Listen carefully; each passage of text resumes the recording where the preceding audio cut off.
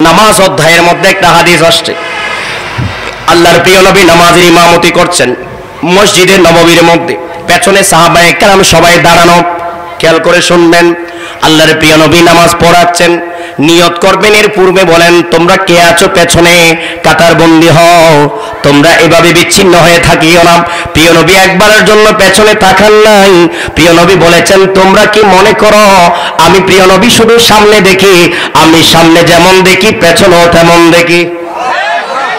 বুখারী শরীফ থেকে বলছি, সাধারণ কোনো কিতাবের রেফারেন্স নয়।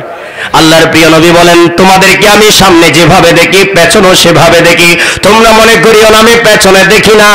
এতটুকুন বলে প্রিয় নবী শেষ করেন নাই।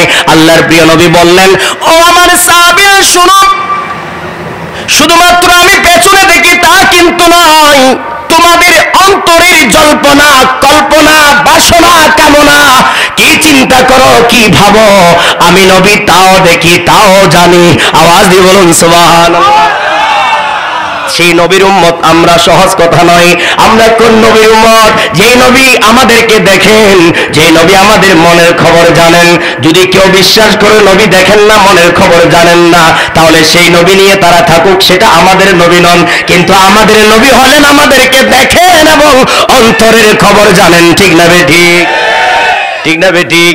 আপনারা নবী নতুন করে বানান, সমস্যা নাই, কিন্তু আমাদের নবী তিনি আমাদেরকে দেখেন এবং অন্তরে জানে। ঠিক না বেঠিক? আরো জোরে বলুন ঠিক কিনা?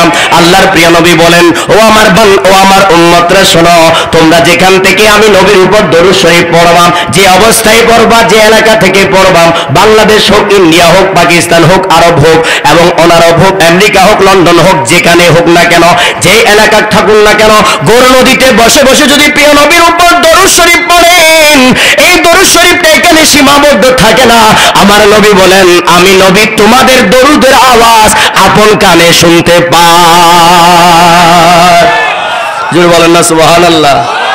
শোনাতে চান কি চান না? কি বিশ্বাস হয়নি? আমি রেফারেন্স ছাড়া একটা কথাও বলি না, এগুলো আমার গবেষণার কথা। যদি ভুল হয় ধরিয়ে দিবেন, কিন্তু আমার কাছে সব রেফারেন্স মজুদ আছে। বিশ্বাস করলে বিশ্বাসের মতো করুন, না হলে আপনারা নতুন করে নবী বানিয়ে আপনাদের মতো বিশ্বাস করেন।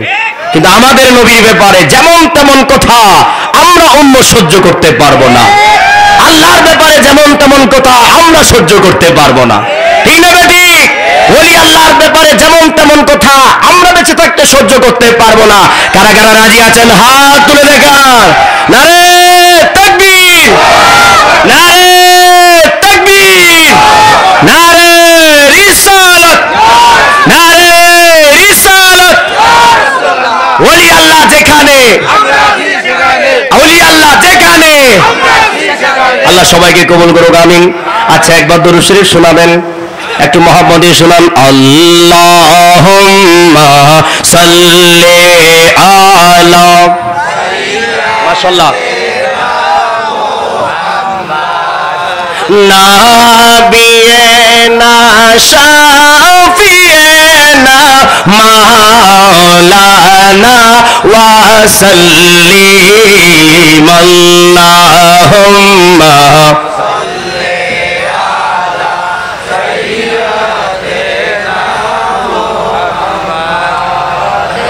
নাবিয়েনা শাফি